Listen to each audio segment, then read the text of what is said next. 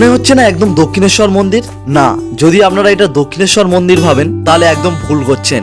এ যেন অবিকল দ্বিতীয় দক্ষিণেশ্বর মন্দির। এই জায়গাটা দিয়ে আপনারা ভোগ প্রসাদের জন্য কুপন পেয়ে যাবেন। এখানে কুপন মূল্য রয়েছে। এইদিকে এরকম শিব মন্দির রয়েছে সব। এই বেলগাছতলায় বসে থাকতেন শ্রী রামকৃষ্ণদেব। এটাই হলো রানী রাসমণির গঙ্গার ঘাট। দ্বিতীয় দক্ষিণেশ্বর মন্দির বা অন্নপূর্ণা মন্দিরে আপনারা কিভাবে আসবেন, ভোগের টাইম কি রয়েছে, কুপন কোথা থেকে দেওয়া হয়, কটা পর্যন্ত মন্দির ওপেন থাকে, সবকিছু থাকছে আজকের এই ভিডিওর মধ্যে। তো চলুন ভিডিওটি শুরু করা যাক। এই ব্যারাকপুর অন্নপূর্ণা মন্দিরে যাওয়ার জন্য শিয়ালদা স্টেশনের 4 নম্বর প্ল্যাটফর্ম থেকে ধরে নিলাম কৃষ্ণনগর লোকাল। এছাড়াও ব্যারাকপুর আসার জন্য আপনারা অনেক ট্রেন পেয়ে যাবেন। শিয়ালদা থেকে মাত্র 7টা স্টেশন পরেই রয়েছে এই ব্যারাকপুর স্টেশন। আর শিয়ালদা থেকে এখানে আসতে টিকিট খরচা পড়েছে মাত্র 10 টাকা মাথা পিছু। 30 থেকে 35 মিনিট ট্রেনে থাকার পর ট্রেন এসে পৌঁছালো এই ব্যারাকপুর স্টেশনে। ব্যারাকপুর স্টেশনের 1 নম্বর প্ল্যাটফর্ম থেকে বেরিয়ে এলাম। ব্যারাকপুর স্টেশনের 1 নম্বর প্ল্যাটফর্ম থেকে বেরিয়ে আসলে সামনে দেখতে পেয়ে যাবেন এরকম অটো স্ট্যান্ড। এখানে যে অটোগুলো দেখতে পাচ্ছেন, এখান থেকে শেয়ারে যায় না, আপনাদেরকে রিজার্ভ করে যেতে হবে। আর রিজার্ভ করলে আপনাদের 150 টাকা করে পড়বে। তাই আমি এই অটো স্ট্যান্ড থেকে বেরিয়ে মেন রোডে চলে আসলাম। এখান থেকে জাস্ট আপনারা বাঁ দিকে যাবেন। বাঁ দিকে আসলে এখানে দেখতে পাবেন প্রচুর অটো দাঁড়িয়ে রয়েছে। এই অটোগুলো আপনাদেরকে শেয়ারে নিয়ে যাবে। গান্ধীঘাটের ভাড়া কত করে পড়ে শেয়ারে? হ্যাঁ, 10 টাকা করে। এই অটো স্ট্যান্ডে এসে আপনাদেরকে বলতে হবে গান্ধীঘাট নামবো, তাহলে আপনাদেরকে গান্ধীঘাট যাওয়ার মেন রোডের সামনে আপনাদেরকে নামিয়ে দেবে। আর একটা কথা, যখন শেয়ারে যাবেন অটোতে করে আপনাদেরকে অনেকক্ষণ বসে থাকতে হবে। যতক্ষণ না অটো ফুল হচ্ছে ততক্ষণ কিন্তু অটো ছাড়বে না। তো অটো আমাকে এই মোড়টাই নামিয়ে দিল। এবারে আমাদেরকে রাস্তা পার করে ওই রুটে যেতে হবে। ব্যারাকপুর স্টেশন থেকে অটোতে করে আসলে আপনাদেরকে এই মোড়টাই নামিয়ে দেবে। এবারে এখান থেকে আপনাদেরকে রাস্তা পার করে ওই দেখুন লেখা রয়েছে গোপাল মেডিকেল হল বলে, ওই রুটে যেতে হবে। তো আমি রাস্তা পার করে এই ফুটে চলে আসলাম। এই সামনে দেখছেন গোপাল মেডিকেল হল, এর পাশ দিয়ে যে এই রাস্তাটা চলে গেছে, এই রাস্তাটা দিয়ে আমাদেরকে 5 মিনিট মতন হেঁটে যেতে হবে। অন্নপূর্ণা মন্দিরে যাওয়ার সময় আপনারা এই রাস্তা দিয়ে টোটোও পেয়ে যাবেন। সেই টোটো করে আপনারা যেতে পারেন। সেক্ষেত্রে ভাড়া পড়বে 10 টাকা করে। তো আমি এখান থেকে হেঁটেই যাবো, বেশিক্ষণ লাগবে না, 5 থেকে 6 মিনিট পায়ে হাঁটা পথ।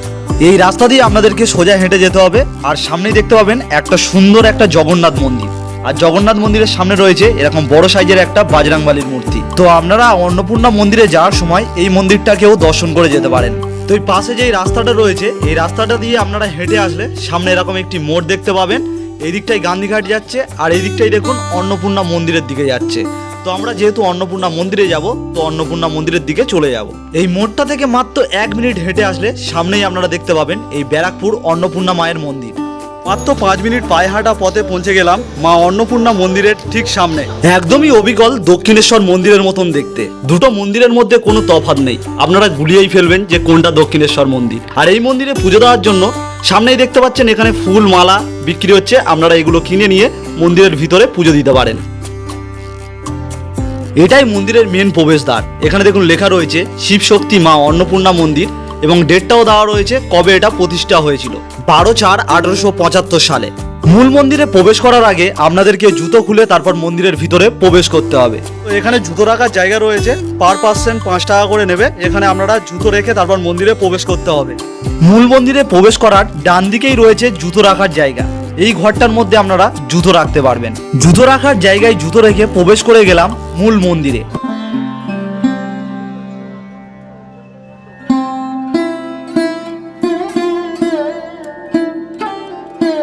মন্দিরের মধ্যে প্রবেশ করতেই আলাদা একটা শান্তি আপনারা অনুভব করবেন।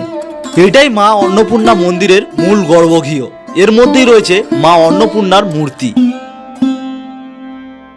মূল মন্দিরের পাশে রয়েছে এই জায়গাটি। এই জায়গাটির মধ্যে অনেক দর্শনার্থীরা আসেন, এখানে এসে বসেন, বিশ্রাম নেন। এই স্থানটি অসাধারণ সুন্দর, তার সঙ্গে অনেকটা শান্ত নিরিবিলি পরিবেশ। এখানে মা অন্নপূর্ণার মন্দির ছাড়াও রয়েছে আরো এইদিকে 3টি এবং এই সাইডে আরো 3টি শিব মন্দির, যেমনটি দক্ষিণেশ্বর মন্দিরের মধ্যে রয়েছে। দক্ষিণেশ্বর মন্দিরে আমরা 12টি শিব মন্দির দেখতে পাই, এখানে রয়েছে মাত্র 6টি শিব মন্দির। তো চলুন এখানকার শিবলিঙ্গগুলো দর্শন করা যাক। এখানকার 6টি শিবলিঙ্গ সবই দেখতে এক, কিন্তু নামগুলো সবারই আলাদা আলাদা।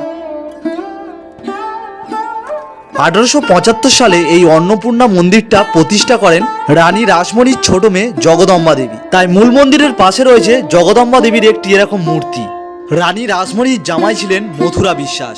রানীর রাসমণির সেজমের সঙ্গে মথুরা বিশ্বাসের প্রথম বিবাহ হয়। তার প্রথম স্ত্রী মারা যাওয়ার পর রানী রাসমণির ছোট মেয়ে জগদম্বা দেবীকে মথুরা বিশ্বাস বিবাহ করেন। মথুরানাথ বিশ্বাস ইস্ট ইন্ডিয়া কোম্পানির তৎকালীন চিফ ইঞ্জিনিয়ার সিবি সেলওয়ার্টের এস্টেটের জমি থেকে বর্তমান মন্দিরের ভূখণ্ডটি তার 4 পুত্রের নামে ক্রয় করেন। মথুরা বাবুর মৃত্যুর পর জগদম্বা দেবীর পুত্রদের কাছ থেকে দানপত্রের মাধ্যমে এই জমির উত্তরাধিকারিণী হন জগদম্বা দেবী। এই জমিতে জগদম্বা দেবী একটি মন্দির প্রতিষ্ঠা করতে চাইলে রামকৃষ্ণ পরমহংস তার ইচ্ছায় সম্মতি জ্ঞাপন করেন। তারপর অক্লান্ত পরিশ্রম, নিষ্ঠা ও অর্থব্যয়ের নির্মিতে এই মন্দিরের দেবী প্রতিষ্ঠা হয় 1875 সালে 12 এপ্রিল চৈত্র সংক্রান্তির দিন।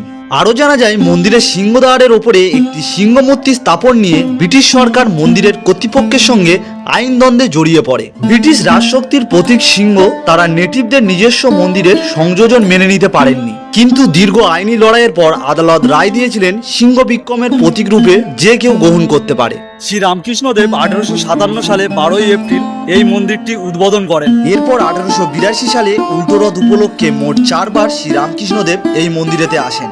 শ্রী রামকৃষ্ণদেব যখন এই মন্দিরে আসতেন, এই যে বেলতলাটা দেখতে পাচ্ছেন, এখানে এসে বসে থাকতেন। সামনে এখন যেই বেলগাছ তলাটা আপনারা দেখতে পাচ্ছেন, শ্রী রামকৃষ্ণদেব আসলে এই বেলগাছ তলাতে বসে থাকতেন। তাই মন্দির কর্তৃপক্ষ এই জায়গাটিকে সুন্দরভাবে ব্যারিকেড করে রেখেছে। আর এই বেলগাছ তলার পাশেই রয়েছে একটি ঘর। এখানে দেখুন যেটা ধ্যান ঘর বলে লেখা রয়েছে, এই ঘরটির মধ্যে শ্রী রামকৃষ্ণদেব এসে বিশ্রাম নিতেন। আপনারা এই মন্দিরে গেলে অবশ্যই এই ঘরটির মধ্যে প্রবেশ করবেন এবং দুদণ্ড এখানে একটু বসে থাকবেন, তাহলে আপনাদের মন অনেকটা তৃপ্ত হবে। এছাড়াও মন্দিরের মধ্যে পানীয় জল, তাছাড়া যারা মন্দিরের সেবক রয়েছে তাদের থাকার জন্য এরকম সব রুমের ব্যবস্থাও রয়েছে। এবার আমি আপনাদেরকে দেখিয়ে দিই মন্দিরের ভোগ প্রসাদ খাওয়ার জন্য কোথা থেকে আপনারা কুপন সংগ্রহ করবেন। এই 5 নম্বর কাউন্টার থেকে ভোগের জন্য কুপন দেওয়া হয়। সামনেই দেখতে পাচ্ছেন এটাই মন্দিরের 5 নম্বর কাউন্টার। অফিস রুম বলে লেখা রয়েছে। এই অফিস ঘরের ভিতরে আপনারা গেলে এখান থেকে কুপন সংগ্রহ করতে পারবেন। এখানে যে ভোগের জন্য কুপন দেওয়া হয়, এখানে কুপন মূল্য রয়েছে 120 টাকা পার পার্সন। এবং এই মন্দিরে ভোগের জন্য কুপন দেওয়া শুরু হয় সকাল 10:30 থেকে 12:30 অবধি, এবং ভোগ দেওয়া শুরু হয় বেলা 1:30 থেকে। আর এখানে 120 টাকা ভোগের পাশাপাশি আরো বেশ কিছু ভোগের প্রাইস রয়েছে, আপনারা একটু পজ করে দেখে নেবেন। এই অফিস রুমের পাশে ভোগ রান্নার জন্য এখানে আনাজ কাটা হয় এবং এখানে ভোগও রান্না হয়।